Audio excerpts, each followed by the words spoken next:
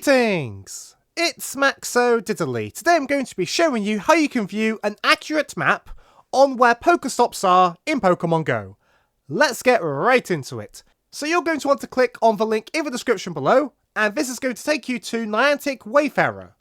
And this is how people can submit Powerstops, which can become Pokestops. And there's one requirement for this. You're going to need to be at least level 35 in Pokemon Go. And once you go onto the website, click on Sign In. And now you're going to want to sign in to your account that's linked to your Pokemon Go account.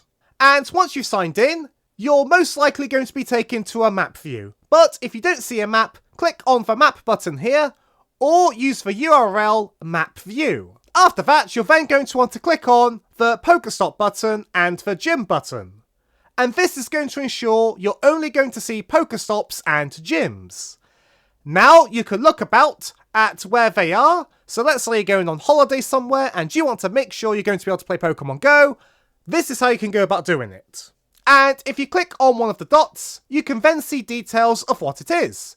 So here we've got a celebration of Bay Area Sea Life, and we can see it's a Pokestop.